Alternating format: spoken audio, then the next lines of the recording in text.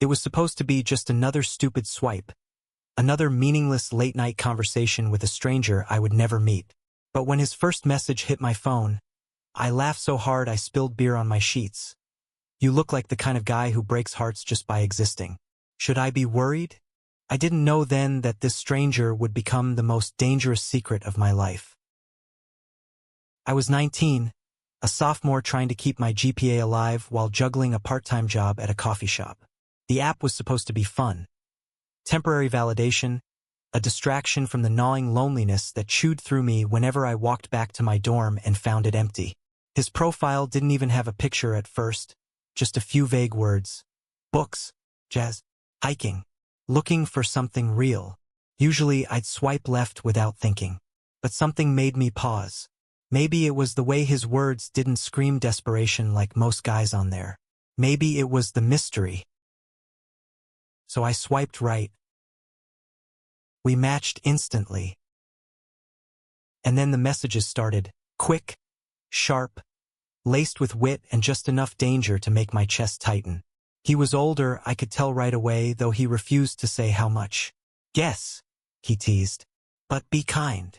I guessed 28. He said nothing. The truth, I would later learn, was 33. But back then, ignorance felt like freedom. Our conversations stretched into the night.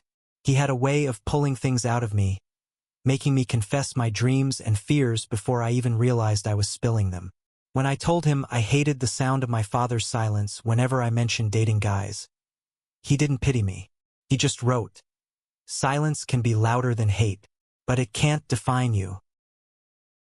I saved that line in my notes app like a prayer. Within a week, we agreed to meet. Neutral Ground, a small jazz bar downtown that checked IDs at the door.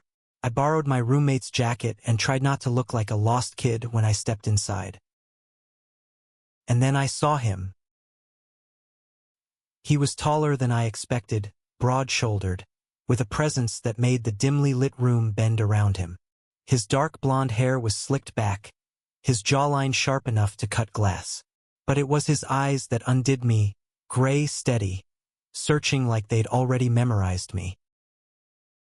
"Ethan?" he asked, and my name sounded different in his mouth, heavy, important. I nodded, my throat dry. He smiled, slow and devastating. "I'm Daniel." That night we didn't kiss. We just talked, but it felt like kissing. Words pressed against words, silences filled with too much meaning.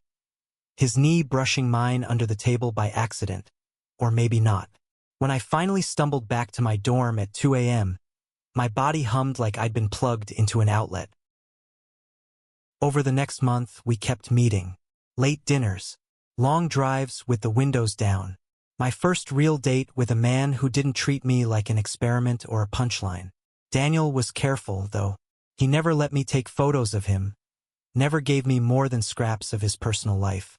When I teased him about it, he just said, "Some things are better kept private, at least for now." I thought it was sexy, mysterious. I thought it meant he cared enough to protect what we had. I didn't realize it meant the truth was a cliff I was already running toward. The semester started again in September. I dragged myself into the first day of American literature too, groggy from a late night texting Daniel, only to freeze in the doorway. Standing at the front of the lecture hall, in a charcoal blazer and with a stack of papers in his hand, was Daniel. "No, Professor Hale." Our eyes met. For the briefest second, I thought I saw a panic flash across his face. But then it was gone, replaced by a mask of professional detachment. "Good morning, everyone," he said, his voice steady. "I'm Professor Hale. I'll be your instructor for this course." My stomach plummeted. The world tilted. My secret wasn't just dangerous anymore. It was impossible. I tried to avoid him. God, I tried. But every lecture was torture. His voice, the same one that had whispered into my phone at 2 a.m., now echoed across rows of students. His eyes never lingered on me, but I felt him everywhere, in the way he adjusted his tie, in the dry humor tucked into his lessons, in the pauses that stretched just a little too long when I raised my hand to answer a question. One afternoon after class, he caught me lingering by the door. "Ethan," he said quietly, my name again but sharper this time, dangerous. "We need to talk." I followed him into his office, heart hammering so hard I thought I might pass out. The blinds were half drawn, the late sun spilling across his desk in gold stripes. He closed the door. "This can't happen," he said, his jaw tight. "Whatever we thought we were doing, it ends now." I wanted to laugh, or scream. Instead, I whispered, "It's a little late for that." His eyes softened, just for a second. "You think I don't want this? You think I don't?"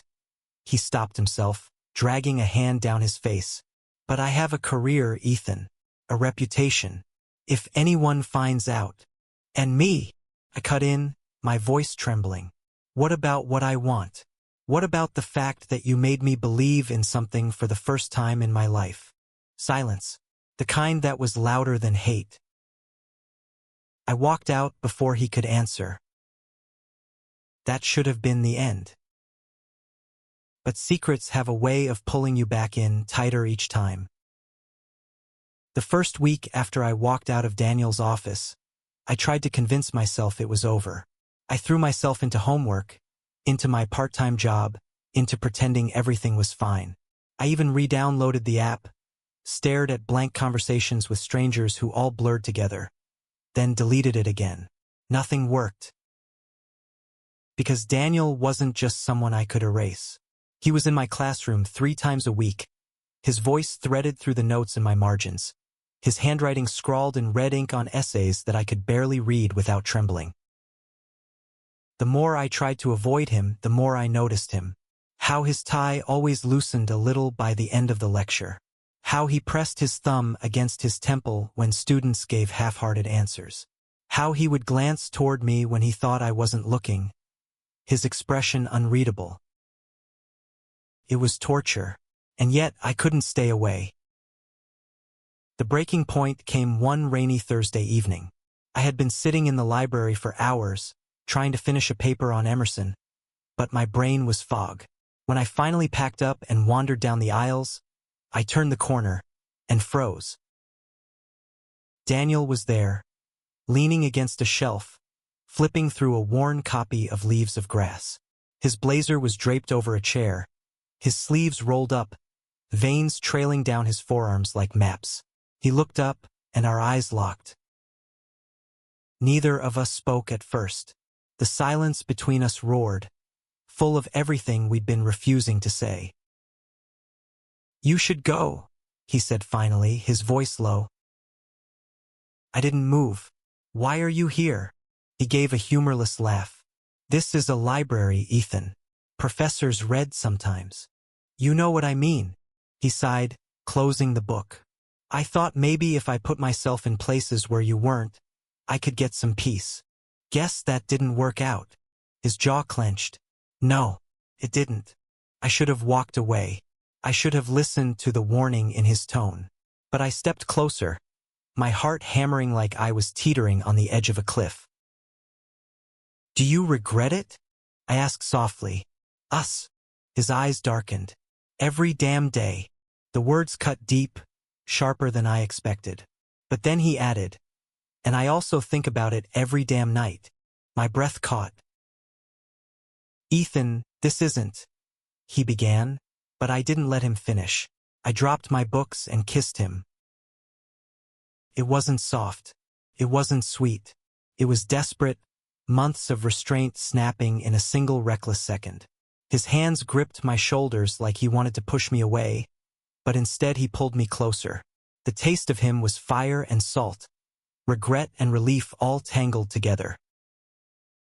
When we finally broke apart, gasping, his forehead pressed against mine, his voice was ragged. "We're going to burn for this," I whispered. "Then let's burn." From that night, we stopped pretending. It started with stolen moments. A brush of his hand as he handed me a paper, a lingering glance across the lecture hall. Then came late-night meetings in his office with the blinds drawn, conversations that turned into kisses, kisses that turned into tangled sheets on his leather couch. Every second was a risk. Every second felt alive. But outside his office, we became strangers. He was Professor Hale, respected and composed. I was just another student, taking notes, pretending not to know the way his breath hitched when I bit his lip, pretending not to memorize the sound of his laugh when he finally let himself relax. It was thrilling. It was terrifying. And it couldn't last. One Friday afternoon, as I was leaving class, a voice stopped me in the hallway. "Hey, Ethan, right?" I turned to see a girl from the back row. Maya, I thought her name was. She smiled too sweetly, twirling a strand of hair around her finger. "You seem pretty close with Professor Hale," she said casually. Too casually. "I've seen the way he looks at you." My stomach dropped. "What do you mean?" She shrugged. "Nothing. Just you should be careful. People talk." That night I told Daniel.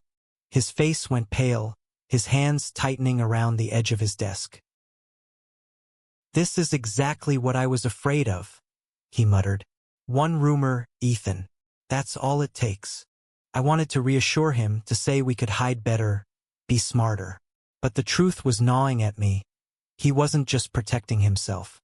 He was protecting me too. Because if this came out, I wouldn't just be the student. I'd be the boy who slept his way into a grade. I hated it. I hated how fragile our world was, how one whisper could shatter it all.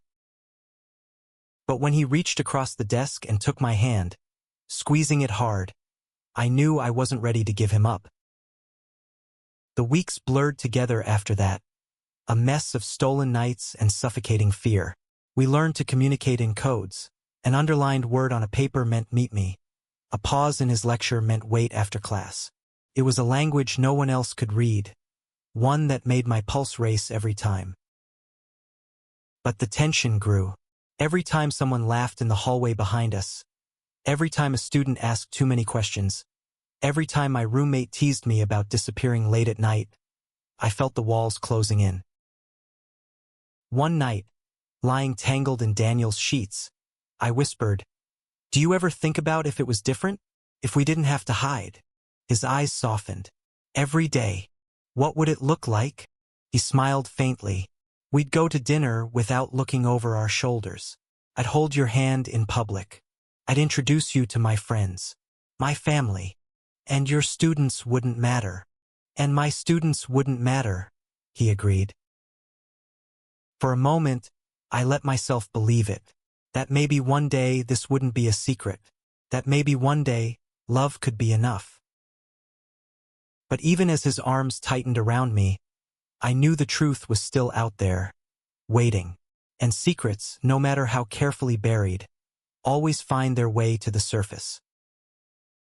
Whispers spread faster than wildfire on a college campus. At first, it was just stray comments, the kind that could be brushed off. "Professor Hale seems to like you. You're always in his office hours, huh? Man, if I were him, I'd be giving you all A's too." I laughed them off in front of my friends, but inside, my chest tightened. Every joke was a knife grazing closer to the truth. Daniel noticed it too. He grew more cautious, more withdrawn. Our stolen moments became fewer, his touches shorter, his glances sharper with warning.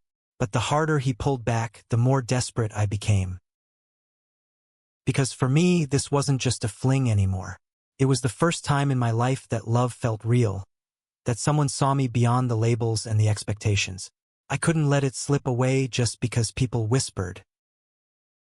The night everything cracked open started with an email.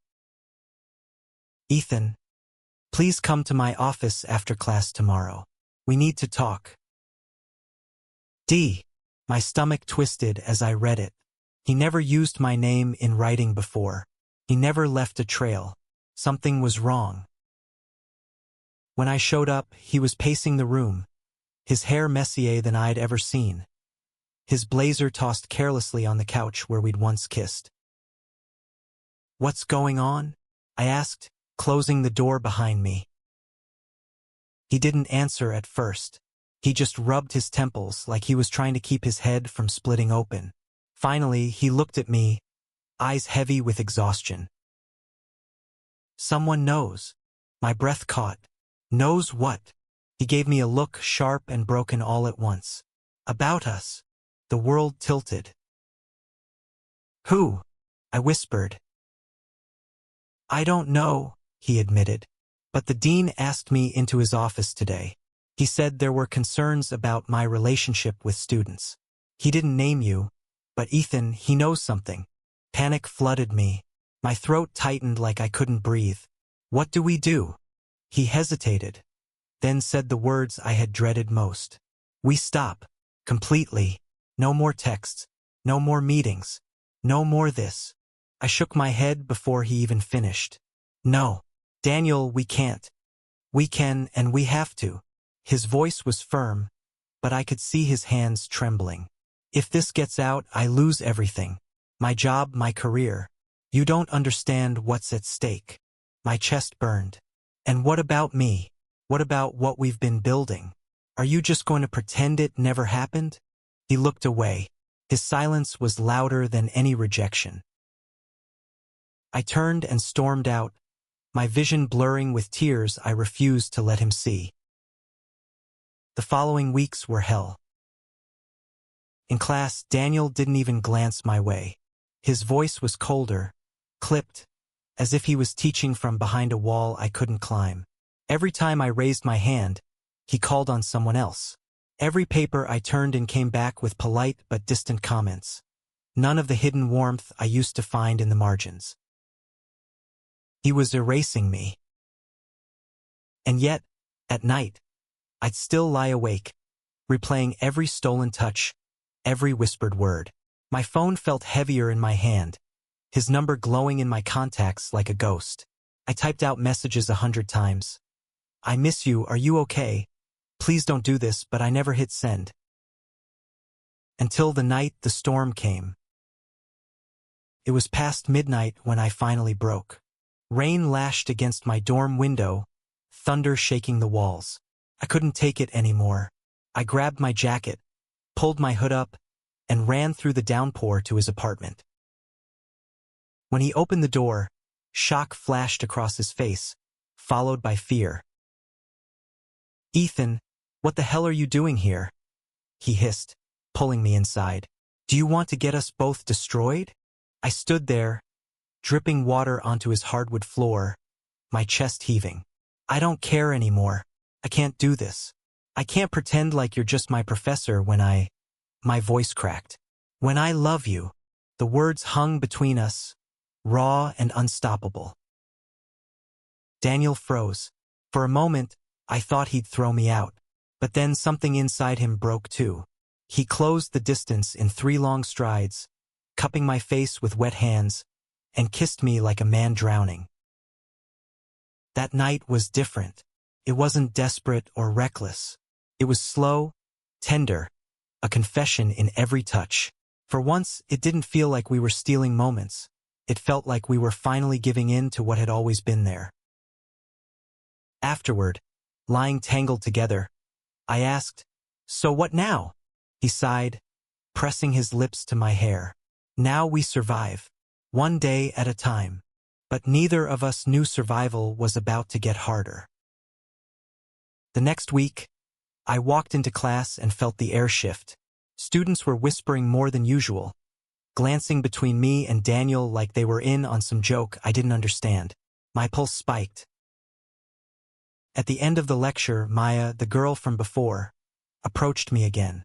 This time, her smile wasn't sweet. It was sharp. "Careful, Ethan," she murmured. "Secrets don't stay secrets forever." I stared at her, my blood running cold. "What are you talking about?" She leaned closer. "You think no one notices? The late nights? The way he looks at you? People talk. And if I wanted to, I could make them talk louder." Her meaning was clear. She didn't just know. She was threatening me. That night, I told Daniel everything. He sat in silence, jaw tight, eyes hard. "She's playing with fire," he said finally. "But if she says anything, then what?" I asked, my voice breaking. "They'll destroy you. They'll destroy us." He looked at me for a long time, then whispered, "Then maybe it's time to stop hiding." My heart stuttered. "Daniel, no. Ethan, I can't keep living like this, watching every word, every move, waiting for the axe to fall. If we're going to burn, let's burn on our own terms." His words terrified me, but deep down they also thrilled me, because maybe, just maybe, he was finally choosing me. Not his career, not his reputation. Me. But choosing me meant war. And neither of us were ready for the battle waiting on the horizon. The storm didn't break all at once. It began with whispers that swelled into rumors, then sharpened into something much harder to ignore. I could feel the shift on campus. People stared longer, laughed louder when I walked into a room. Conversations hushed when I passed by. In class, the weight of suspicion hung over me like a noose. Daniel was quieter, too, delivering his lectures with a stiffness that made even the students notice. And then came the email. "Mr. Bennett, please report to the dean's office at 3 p.m. tomorrow regarding a matter of concern." Office of Student Affairs. I stared at it until the words blurred. My stomach twisted in knots. I didn't need anyone to explain. I already knew. The next afternoon, the dean's office smelled like old paper and disappointment. The walls were lined with framed diplomas, the kind meant to intimidate. Dean Carlisle, a man with sharp glasses and sharper eyes, sat across from me, his hands folded on the desk. "Ethan," he began, his voice calm but heavy, "there have been allegations about an inappropriate relationship between you and a faculty member." My pulse thundered. "That's not true," I said quickly. Too quickly. His eyes narrowed. "I didn't name anyone yet." Heat rose in my face. I bit my lip, realizing my mistake. Dean Carlisle leaned back in his chair. "I want to give you a chance to speak for yourself. If there is something going on, you need to tell me now. Otherwise, the consequences will be far more severe when the truth comes out." Every instinct screamed at me to protect Daniel. To deny, to lie, to pretend. But my silence was answer enough. Carlisle sighed, scribbling something on a notepad. "You're dismissed for now," he said. "But understand this, if the rumors are substantiated, it won't just cost Professor Hale his job. It will affect your academic record as well." I left the office shaking, barely able to breathe. When I told Daniel, he closed his eyes like the blow had been inevitable. "Was it Maya?" I asked, my voice cracking. He nodded slowly. "She came to me last week, said she'd noticed things, asked for a letter of recommendation in exchange for her silence." My blood boiled. "She blackmailed you?" His jaw clenched. I refused. And now, he didn't finish the sentence. But he didn't need to. I knew what "and now" meant. The walls were closing in. For the next few days, it felt like we were living in the eye of a hurricane. Waiting, watching. The world outside still spun. But for us, time slowed to a crawl. Every knock on my dorm door made my heart jump. Every email notification made Daniel stiffen. We stopped meeting in his office. Too dangerous. Instead, we drove out of town late at night, parking by the lake and sitting in silence, our hands intertwined in the dark. "Maybe I should just confess?" I whispered one night, my breath fogging the car window. Daniel turned to me, startled. "Ethan, no. You'd be throwing your future away." "So would you." He shook his head. "I've lived my life already. You're just starting yours. You deserve more than being remembered as the kid who ruined his professor's career." I wanted to argue, to scream that I didn't care, that all I wanted was him. But the look in his eyes stopped me. It wasn't pity. It was love. The kind that sacrifices itself without asking for anything in return. And it broke me. The breaking point came sooner than we expected. It was a Monday morning when I walked into class and felt the shift immediately. The whispers were louder, the stares sharper. On Daniel's desk sat a manila folder, thick with papers. He glanced at it once, his face pale, then began lecturing as though nothing was wrong. Halfway through class, 2 administrators walked in. "Professor Hale," one of them said, interrupting him mid-sentence. "We need to speak with you immediately." The room went silent. Daniel set down his marker, his hand steady even as his jaw tightened. "Of course." As he followed them out, his eyes flicked to me, just for a second, just long enough to say goodbye without words. That night I couldn't sleep, couldn't eat, couldn't think. By morning, the rumors had solidified into fact. Professor Hale had been suspended pending investigation. Students buzzed like flies around a carcass, trading half-truths and exaggerations like currency. Some said he'd been caught in the act. Others claimed I'd bragged about it at a party. The stories spiraled, and no matter how false they were, they all ended the same way, with Daniel guilty and me humiliated. I skipped classes, ignored texts from friends, buried myself in my bed. But one message broke through. "Meet me, midnight, the lake." It was him. When I got there, he was leaning against his car, his face shadowed by the moonlight. He looked older, wearier, but when he saw me, his expression softened. "I shouldn't have asked you here," he said. "It's selfish." "Then I'm selfish too," I whispered, stepping closer. He reached out, brushing a wet strand of hair from my forehead. "They're going to fire me, Ethan. Maybe worse. I could lose my license to teach, my reputation, everything I've built." "I don't care," I said fiercely. "I don't care if you're not my professor anymore. I don't care if you have to start over. I just want you." For the first time in weeks, he smiled. A real smile. Small, but enough to remind me of the man I fell for.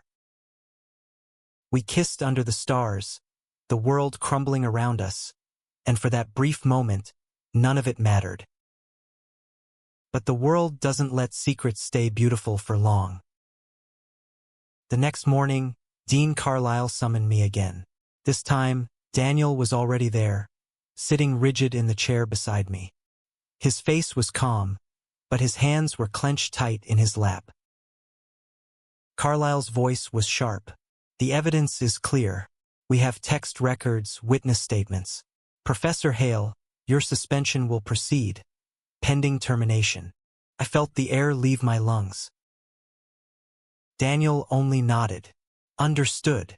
"And you, Ethan," Carlisle said, turning his gaze on me, "will be placed under academic review. Depending on the board's findings, your scholarship may be revoked." The room spun. My future, my education, everything I'd worked for, it was all slipping through my fingers. I opened my mouth to speak, but Daniel's hand brushed mine under the table, silencing me. "I'll take full responsibility," he said firmly. "Ethan was my student. He's not at fault." My chest ached. He was protecting me even now, even as his life burned down. Carlisle's eyes narrowed. "That may lessen his punishment, but it won't erase yours." Daniel nodded once. "I know." When we left the office, I grabbed his arm. "You can't do this. You can't throw yourself under the bus for me." He looked at me, his expression soft but unshakable. "I already made my choice, Ethan. From the first night I met you. Tears blurred my vision. So that's it? You lose everything, and I just get to walk away." "You don't walk away," he whispered, cupping my cheek. "You move forward. For both of us."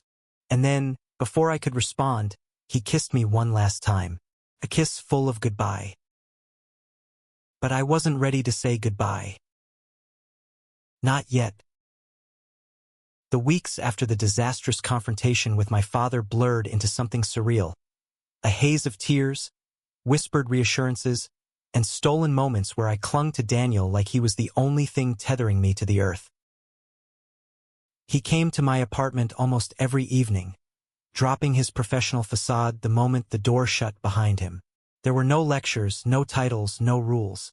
Just Daniel, his arms around me, his lips pressed to my hair, murmuring that he would never let me go. And I believed him, because even when the world seemed intent on breaking us apart, his presence stitched me back together. But the world doesn't forget. The whispers at campus grew louder. Someone had seen us outside a cafe. Someone else had caught a glance too long in the lecture hall. Rumors crawled like wildfire, until my classmates stared at me not as Alex the student, but Alex the scandal. Daniel faced it with quiet steel. He didn't flinch when the department chair called him in. He didn't falter when colleagues raised eyebrows. He told me one night as we lay together, "If I have to choose between my career and you, it's not even a choice. It's always you."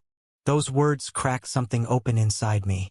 For so long, I thought love was something fragile, easily destroyed by the weight of expectation. But Daniel showed me it could be a shield, something fierce and unyielding. The storm reached its peak when my father reappeared on campus. I saw him waiting outside my lecture, his jaw tight, his eyes hard. For a moment, fear paralyzed me. But Daniel was at my side. He didn't back away. Instead, he stepped forward, extending his hand, not as a professor, but as the man who loved me. "Mr. Carter," Daniel said, his voice calm but unwavering, "I know what you've heard. I know what you think. But I need you to understand something. I love your son. I love him in a way that isn't fleeting or reckless. I want to protect him, build a life with him, give him every chance to thrive." My father's eyes flicked between us, confusion warring with anger. For the first time, I didn't shrink back. I laced my fingers through Daniel's and said, "This is me. This is who I am. If you can't accept that, then I can't keep begging for your love." The silence that followed was suffocating. My father's face twisted, and I braced for rejection. But then, something broke in him. His shoulders slumped. His eyes glossed over with something like grief. "I don't understand it," he muttered, his voice raw. "I don't like it, but I can see he loves you. And maybe that's enough."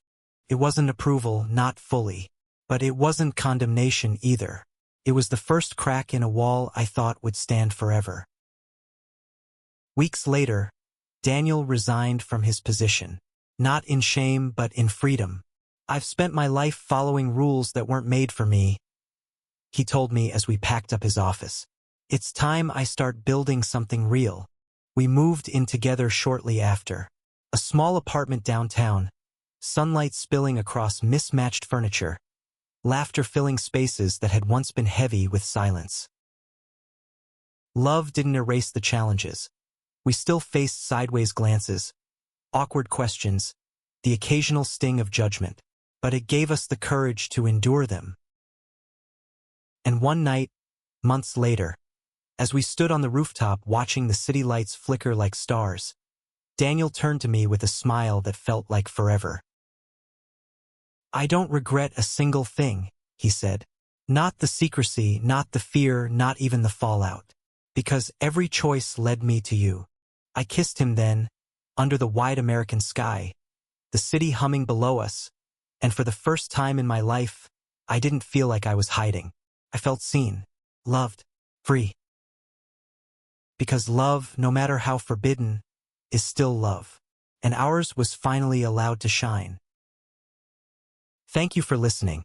If you find it interesting, please like and subscribe to follow the next stories.